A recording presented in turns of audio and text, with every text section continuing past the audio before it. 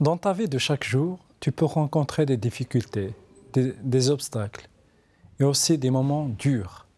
Mais tu dois savoir que Jésus prie pour toi. Jésus a prié pour toi. Jésus continue de prier pour toi car il veut t'arracher de tout mal.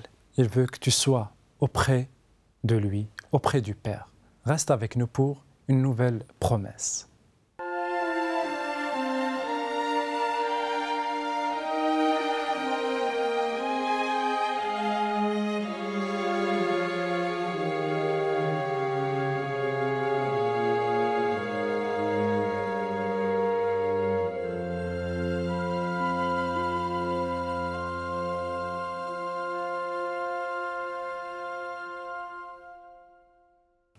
Bonjour et bienvenue pour une nouvelle émission, une nouvelle promesse avec le pasteur Pierre Péchou.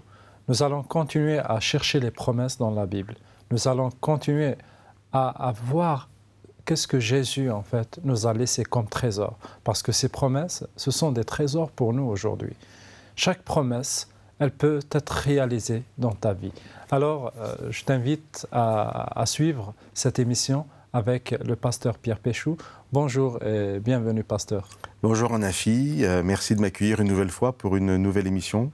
Partager ensemble une belle promesse de Jésus et bonjour à tous ceux qui nous écoutent, qui nous regardent. Merci, tu es le bienvenu parce qu'à chaque fois tu viens aussi avec un petit cadeau, une petite promesse. Alors, si on veut savoir quelle est la promesse pour aujourd'hui? Eh bien, si vous voulez savoir, il faut que je la lise. Oui. Je vais commencer par ça. C'est une promesse que Jésus adresse à Pierre. Elle ne va pas apparaître comme une promesse classique, mais ce que Jésus dit à Pierre est pour nous vraiment une belle promesse. Et ça se trouve dans l'évangile de Luc, au chapitre 22. Et Pierre est aussi appelé Simon dans la Bible. Donc là, dans le texte, c'est Simon. Et puis après, on l'appelle Pierre, c'est la même personne. C'est Jésus qui parle. Luc 22, à partir du verset 31. « Simon, Simon, le Satan vous a réclamé pour vous passer au crible comme le blé. Mais j'ai prié pour toi, afin que ta foi ne disparaisse pas tout à fait. Et toi, quand tu seras revenu, affermis tes frères. » Alors, j'ai lu les 2 premiers versets. La promesse, bien sûr, c'est la fin des paroles de Jésus, enfin dans ce que j'ai lu. Jésus qui dit à Pierre, j'ai prié pour toi, afin que ta foi ne disparaisse pas tout à fait, et qui continue en disant, quand tu seras revenu. Alors, pourquoi Jésus en fait a choisi Pierre en particulier vraiment pour prier pour lui? Et qu'est-ce que ça veut dire le fait que Jésus a prié pour Pierre? En fait, ce que Jésus dit à Pierre, c'est « je sais ce qui va se passer ». Je sais que Satan te réclame pour te passer au crible comme le blé, c'est-à-dire pour te secouer, pour te faire chuter. Je le sais. Je sais que tu vas me renier, en fait, parce que je n'ai pas lu la suite. Mais ça va être intéressant, d'ailleurs, peut-être de le lire. Alors là, on est dans le contexte quand Pierre va renier son maître, Jésus. Et là, avant même que cette histoire prend place, Jésus avait parlé. Oui, alors, en fait, ce qu'on va faire, c'est qu'on va lire la suite. Ce sera plus simple. Donc, Jésus dit à Pierre, j'ai prié pour toi, afin que ta foi ne disparaisse pas tout à fait. Quand tu seras revenu, affermis tes frères. Et Pierre lui dit, Seigneur, je suis prêt à aller avec toi en prison et à la mort. Il lui répondit, Pierre, je te le dis, un coq ne chantera pas aujourd'hui que tu n'aies nié par 3 fois me connaître. Alors, c'est intéressant, mais il y aurait peut-être un risque là, c'est que les gens puissent penser qu'il y a une forme de fatalité. Parce que Jésus annonce à Pierre qu'il va le renier, Pierre est obligé de renier Jésus. C'est comme si chez nous on décide le destin. Alors, c'est surtout pas ça. Vraiment pas. Simplement, dans sa préscience, Dieu révèle à Jésus les événements à venir, non pas pour enfermer Pierre dans son erreur et dans son péché, mais pour pouvoir annoncer une bonne nouvelle et une promesse à Pierre. Bien que je sache que tu vas faire le mal, bien que je sache que tu vas me renier, regarde, je prie pour toi et je sais que tu as la capacité de revenir. Est-ce que ça montre aussi que Dieu ne veut pas forcer la volonté d'une personne? Parce que là, Pierre, même s'il est averti, voilà, le choix, sa volonté en fait de dire oui et non, il est le maître de ça. Pierre? Oui, Pierre. Tout à fait. Et je pense que c'est le même cas pour Judas. Parce que Judas aussi, il va non seulement renier, mais beaucoup plus, il va vendre son maître pour quelques sous. Et là, on voit que Jésus avertit, mais il ne peut pas forcer une personne de faire ou de ne pas faire. Alors ça, c'est vrai. Donc c'est déjà très important. Mais vraiment, ce qui va avoir du poids dans cette promesse, en fait dans ces paroles de Jésus, c'est que Pierre est persuadé du contraire. Il dit à Jésus, moi je suis prêt à aller jusqu'à la mort avec toi. Jésus lui dit non, c'est tellement pas ça que tu vas carrément me renier. Mais c'est pas que c'est pas grave, je peux pas dire ça, mais Jésus lui dit, mais regarde, je prie pour toi, c'est-à-dire je le sais, mais le fait de le savoir, de savoir que toi tu vas me renier, ça ne m'empêche pas de continuer à t'aimer, de continuer à me préoccuper de toi, de ton salut, donc je prie pour toi, et tu as la possibilité de revenir. Et quand tu seras revenu, c'est ça qui est absolument incroyable, Jésus lui dit, quand tu seras revenu, affermis tes frères. C'est-à-dire que... Sois un témoignage pour les autres. Oui, tout est comme avant, c'est-à-dire, moi je t'ai gardé ta place. Et pour bien comprendre ce qu'on est en train de dire, j'ai tourné la page, et je suis toujours au chapitre 22 de Luc, mais dans l'action, c'est-à-dire qu'en fait, quand Pierre est en train de renier Jésus une fois, Pierre renie Jésus 2 fois, 3 fois, et je vais lire le texte. Pierre vient de renier Jésus pour la 3e fois. C'est-à-dire, parce qu'il y en a peut-être qui ne savent pas ce que ça veut dire, Jésus est en train d'être jugé, Pierre est dans la cour de l'endroit où Jésus est jugé, et quelqu'un dit à Pierre, mais toi tu le connaissais? Et Pierre dit, ah non, moi je ne l'ai jamais connu. Je ne l'ai jamais vu. À l'instant même, comme il parlait encore, un coq chanta. Alors, le Seigneur se retourna et regarda Pierre. Pierre se souvint de la parole que le Seigneur lui avait dite, avant qu'un coq ait chanté aujourd'hui, tu m'auras renié par 3 fois. Il sortit et dehors, il pleura amèrement. Donc, essayons vraiment d'imaginer la scène. Jésus était entré dans l'endroit où il était jugé. Et au moment précis où Jésus ressort dans la cour, en même temps, Pierre le renie. Pour la 3e fois. Et juste quand c'est fait, Jésus sort, Pierre le renie, les regards se croisent. Et là, pour Pierre, c'est terrible. Parce qu'il comprend que Jésus... Il se rend compte, en fait. Le savait. Et ce qui est important, c'est qu'il sortit et il pleura amèrement. Et déjà, ici, on voit que Pierre regrette. Vraiment le remords de Pierre. Le remords, ouais. Alors, je reviens à ces 2 versets que j'ai lus, à notre promesse. Nous avons 3 personnages. Maintenant, c'est important de s'arrêter sur 3 personnages. Les rôles de chacun. Simon, le Satan vous a réclamé pour vous passer au crible comme le blé. Mais j'ai prié pour toi, afin que ta foi ne disparaisse pas tout à fait, et toi, quand tu seras revenu, affermis tes frères. Laissons les frères de côté, ça ne fait pas partie des 3 personnages que j'ai choisis. Il y a donc Pierre, Jésus et Satan. Chacun, on va dire comme ça, avec un rôle. Alors, quel est le rôle de Satan? Quel est le but de Satan? Quelle est la volonté de Satan? Réclamer Pierre pour le détruire. La destruction, le mal, la mort. Et un Satan très puissant, très intelligent, très fort. Suffisamment fort, en fait, pour faire tomber Pierre. Quel est le rôle de Jésus? Intercéder. Prier, intercéder. Annoncer déjà la restauration. C'est ça qui est absolument incroyable. Ce qui est mis en avant, alors ça c'est vraiment important à le dire, dans ces 2 versets, ce que Jésus met en avant, c'est pas il faudra qu'on règle le problème de ton reniement, le problème du péché, il faudra que tout de suite on rétablisse la relation. Reviens. réparation du mal. Du mal qui a été fait. Voilà, mais c'est quand même incroyable. Jésus ne dit pas à Pierre, quand tu seras revenu, tu me demanderas pardon. Quand tu seras revenu, affermis tes frères. C'est-à-dire, quand tu seras revenu, si tu reviens, je te rends ton boulot. Enfin, si je peux me permettre l'expression. Moi, j'ai une mission pour toi, j'ai une vision pour toi, j'ai un avenir pour toi.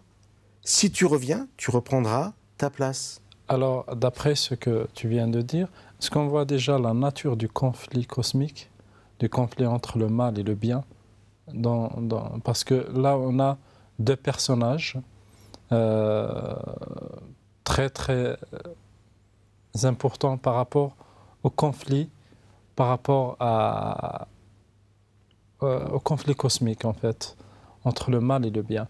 On a Satan, qui est en fait l'initiateur, qui est celui qui a choisi le mal, et on a Jésus, celui en fait qui a choisi de faire du bien et aussi de restaurer. Là, on voit déjà un conflit entre eux, et au milieu, c'est l'être humain. Voilà. Et donc l'être humain devra faire un choix, choisir qui suivre. Alors parfois, le choix, il n'est pas si évident que ça, c'est-à-dire qu'on a l'impression de vouloir faire le bien et de faire quand même le mal. Là, on n'est pas vraiment dans le choix. C'est le problème du péché, de notre nature humaine qui est vraiment marquée par le péché. Oui, parce qu'ici, on voit, comment il s'appelle, Pierre, en fait, quand il disait que je vais mourir avec toi, il était sincère. Exactement, non? Très intéressant comme remarque. Et là, il tombe. Est-ce que ça veut dire que dans notre vie, si nous sommes sincères, on peut tomber aussi dans le quotidien? C'est pas une obligation, mais oui, c'est possible. Mais ça arrive. Oui, mais c'est d'ailleurs pour ça que Jésus va mettre en avant le rétablissement de la relation. Quand j'ai dit que Jésus ne met pas en avant le règlement du péché en disant « il faudra que tu me demandes pardon », ça ne veut pas dire que ce n'est pas important à faire. Bien sûr que Pierre devra se repentir, et bien sûr que Jésus devra faire comprendre à Pierre que c'était grave, oui, c'était catastrophique, et qu'il faut vraiment une réparation. D'ailleurs, dans le verbe que Jésus emploie, quand tu seras revenu, ce changement de direction est déjà d'ailleurs l'amorce de la repentance, c'est-à-dire de la prise de conscience par Pierre de son erreur et de la volonté d'être pardonné et de changer. Tout ça est présent dans le texte. Mais ce qui est primordial, c'est Jésus qui dit « il faut que tu reviennes à moi ». Et ce qu'on fera dans la deuxième partie, c'est qu'on verra un passage dans l'Ancien Testament qui dit exactement la même chose. Donc ce schéma, Satan qui nous réclame, l'homme qui peut chuter, mais Jésus qui est là pour nous demander de revenir à lui, il est présent dans toute la Bible parce que c'est à travers ça qu'on peut voir le plan du salut. Jésus est venu pour qu'on puisse venir à lui. Merci beaucoup Pierre, bien qu'on attend la deuxième partie pour nous expliquer cette notion « j'ai prié pour toi ». Parce que est-ce qu'il y a une importance le fait que Jésus prie pour Pierre pour qu'il revienne à lui. Alors, merci beaucoup pour nous avoir suivis durant cette première partie. Jésus a prié pour Pierre pour qu'il revienne. Et là, on a vu qu'il y a un conflit entre le mal et le bien, entre Jésus et Satan. Et dans la deuxième partie, nous allons continuer encore plus dans cette promesse. Restez avec nous.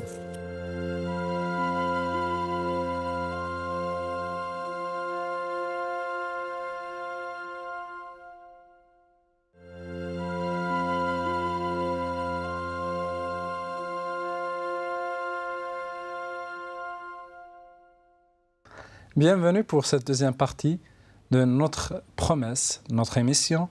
Mais la promesse, c'est celle de Jésus pour Pierre. J'ai prié pour toi, afin de revenir et affermir tes frères. C'était la promesse de Jésus pour Pierre. Et avec Pierre, le pasteur Pierre, nous allons développer cette promesse durant cette deuxième partie. Bienvenue Pierre pour cette deuxième partie. Merci Anafi. Tout à l'heure, j'ai dit que nous lirions un texte dans l'Ancien Testament qui est exactement la même chose. Alors bien sûr, ce n'est pas le même texte. Ce qui est important ici, quand toi tu mets l'accent sur Jésus qui prie, moi je mets l'accent sur Jésus qui agit. En fait, la prière de Jésus, elle est la mise en action de l'œuvre de Jésus, de l'œuvre de Dieu pour que Pierre puisse revenir. Et ça, on va le voir de façon très claire dans ce passage de l'Ancien Testament. Alors j'ai choisi un passage qui se trouve dans le livre du prophète Zacharie, et je vais lire au chapitre 3 les 6 premiers versets pour commencer de cette vision en fait. C'est une vision que Zacharie a. Alors il y a 3 personnages, comme dans le texte qui nous intéresse. Satan qui est appelé l'adversaire, Jésus qui ici est appelé le messager du Seigneur, et puis Pierre est représenté, l'être humain en fait. Dans notre promesse c'est Pierre, ici c'est le grand prêtre Josué. Alors on peut faire une comparaison entre ces 2 textes pour... Oui, il y a une ressemblance. Moi je trouve que la comparaison est facile à faire. On va vraiment pas tordre le sens du texte pour voir les points communs. Alors je commence la lecture. Zacharie chapitre 3, je lis au début du chapitre. Il, c'est Dieu, Dieu me fit voir Josué, le grand prêtre, debout devant le messager du Seigneur, et l'adversaire debout à sa droite pour l'accuser. Le Seigneur dit à l'adversaire, « Que le Seigneur te rabroue, adversaire, que le Seigneur te rabroue, lui qui porte son choix sur Jérusalem. Cet homme-là n'est-il pas un tison arraché au feu ? Or, Josué était habillé de vêtements sales, et il se tenait debout devant le messager.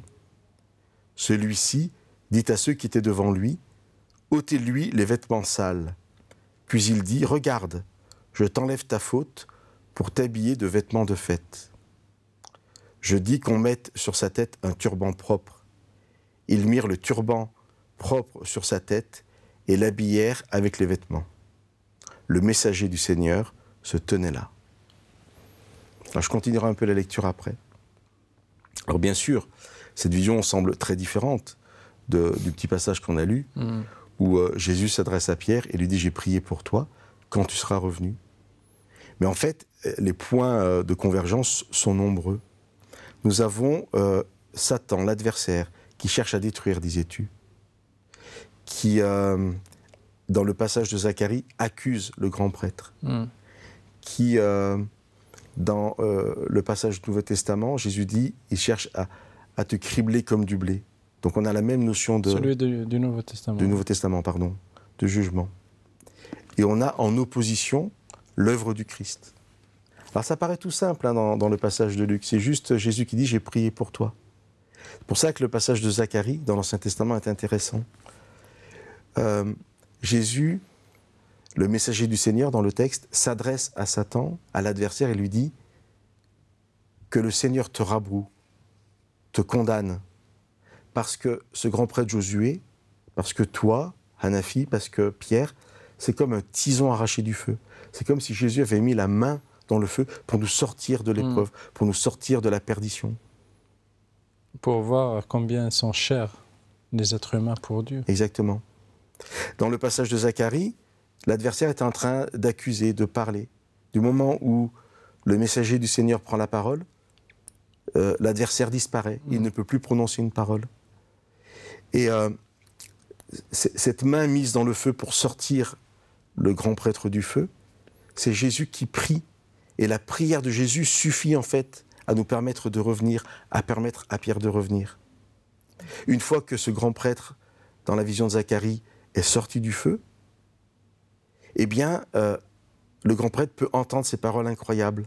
« Ôtez-lui ses vêtements sales » qui symbolisent le péché. « Voici, je t'enlève ton péché et je te mets des vêtements propres. » Alors c'est une action qui est propre à Dieu. C'est Dieu qui a tout fait. Parce que nous sommes incapables, en fait, de nous libérer de l'emprise de Satan. Nous sommes incapables par nous-mêmes de nous pardonner nos péchés. Et tout ça, c'est l'œuvre de Dieu, c'est l'œuvre du Christ. Et tout ça, en fait, c'est contenu dans cette prière de Jésus. Nous allons y revenir. Et je finis avec cette vision de Zacharie. Je disais que c'est Dieu qui parlait. En fait, c'est l'ange qui fait voir la vision à Zacharie. Mais l'ange n'est que celui qui parle de la part de Dieu. J'avais lu les 6 premiers versets. Et ça continue comme ça. « Ainsi parle le Seigneur, si tu suis mes voies, si tu assures mon service, c'est toi qui gouverneras ma maison, tu garderas aussi les cours de mon temple, et je te donnerai libre accès parmi ceux qui se tiennent ici. Alors il y a une œuvre de Pierre, il y a une œuvre du grand prêtre qui est secondaire, qui vient après, l'œuvre première, essentielle, primordiale de Dieu pour nous. C'est le messager du Seigneur qui arrache Josué du feu. C'est Jésus qui prie pour Pierre, c'est exactement la même chose. Et ensuite, tu en parlais, il y a le libre choix. Pierre doit revenir. Et là, le grand prêtre Josué, dans le passage de l'Ancien Testament, doit suivre les voies. Si tu suis mes voies, alors je te donnerai libre accès à ma présence, à ceux qui se tiennent ici. Une question, Pierre. Merci pour cette comparaison parce qu'elle nous permet de voir une image complète de ce conflit. Alors, c'est des dangers de la vie, comment Satan, en fait, il veut détruire l'humanité. En contrepartie, on voit comment Dieu agit, comment Dieu, en fait, il a tout fait pour récupérer l'humanité. Mais est-ce que, par exemple, là, on voit dans l'Ancien Testament que le conflit était pour Zacharie, pour le grand prêtre Josué. Et dans le Nouveau Testament, Pierre est au milieu. Est-ce que Jésus, là, est en train de choisir quelques personnes pour prier pour elles, ou c'est général? Il prie pour tout le monde. Alors ta préoccupation, en fait, à chaque fois, c'est de savoir si cette promesse, elle est valable pour nous aussi. Hein. Pour nous et pour ceux qui nous écoutent et nous regardent aujourd'hui, et beaucoup plus pour ceux qui ne croient pas encore à Jésus. Tout à fait. Voilà. Est-ce que Jésus a prié déjà pour ces personnes? Alors, en préparant notre partage, il y a un texte qui s'est imposé à moi, et que je lirai tout à l'heure, et qui répond en fait à cette question. Alors oui, c'est pour nous aussi. En fait, cette promesse, elle nous dit, je l'ai prise parce qu'en fait, voilà, il y a quelque chose d'incroyable, d'extraordinaire, de merveilleux. Et j'en ai souvent parlé de la façon suivante, je dis aux personnes, quelle est la seule chose dont vous pouvez être sûr le matin en vous réveillant? En fait, il y en a deux. Alors, c'est pas moi qui ai inventé cette idée, hein. En fait, c'est un philosophe qui disait l'enfant qui naît est déjà assez vieux pour mourir. C'est horrible de penser à ça, mais c'est tellement vrai. La première chose dont on est sûr en se réveillant le matin, c'est qu'on va peut-être mourir. C'est peut-être notre dernière journée. Ça, c'est très négatif, en fait. C'est horrible. Hein. Il y a de quoi faire une dépression. Ouais. Alors, il y a une deuxième chose qui est beaucoup plus joyeuse. Quand vous vous réveillez le matin, la deuxième seule chose dont vous pouvez être sûr, c'est que Jésus a déjà prié pour vous. Amen. Ce « j'ai prié pour toi » adressé à Pierre nous est adressé à chacun d'entre nous. Jésus a prié pour nous. Alors, Anafi, quand je lis dans le livre de Zacharie cette parole du messager du Seigneur, de Jésus qui dit « Je t'ai arraché du feu », quand je lis dans l'évangile de Luc « J'ai prié pour toi », je n'explique pas tout ce qu'il y a derrière, toute l'œuvre de Jésus. Et on ne va pas l'expliquer maintenant. On a eu l'occasion d'en parler de façon autre ailleurs. On a parlé de la croix, de l'œuvre du Christ. Mais là, ce qui est important à savoir, ce n'est pas comment ça marche. C'est qu'on peut revenir, c'est qu'on est arraché du feu. Et alors, pour répondre à ta question, le texte que j'ai choisi, qui est un texte extraordinaire, il se trouve dans l'Épître aux Hébreux, au chapitre 4. Les plus attentifs, les plus passionnés, hein, les plus assoiffés de promesses qui regarderaient nos 30 émissions, eh bien, auront déjà entendu ce texte dans une autre émission. Hébreux 4, verset 16. L'auteur de l'Épître aux Hébreux explique en fait toute l'œuvre du Christ, comment Jésus est venu sur la terre pour nous sauver. Nous, on ne l'explique pas maintenant. Acceptons-le, simplement. Jésus est venu pour nous sauver. Conséquence, il peut nous arracher du feu, Pierre peut revenir, et dans Hébreux 4,16, voilà ce que nous lisons. « Approchons-nous donc avec assurance du trône de la grâce, pour obtenir compassion et trouver grâce en vue d'un secours opportun. » Je vais la relire et faire juste un petit commentaire. Juste montrer une évidence qui n'est peut-être pas aussi évidente que ça. Alors je relis d'abord.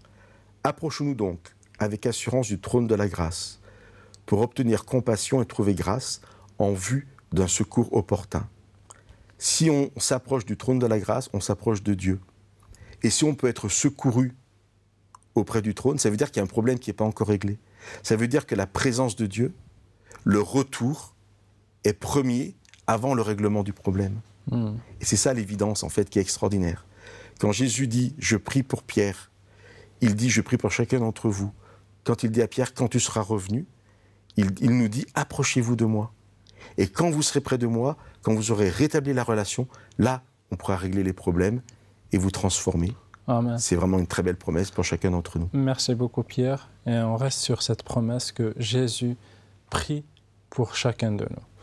On arrive à la fin de cette émission. Je vous remercie infiniment pour nous avoir suivis. La promesse est pour toi. C'est que Jésus prie pour toi afin que tu sois dans le bonheur, afin que tu sois auprès du trône, auprès du Père. À très très bientôt.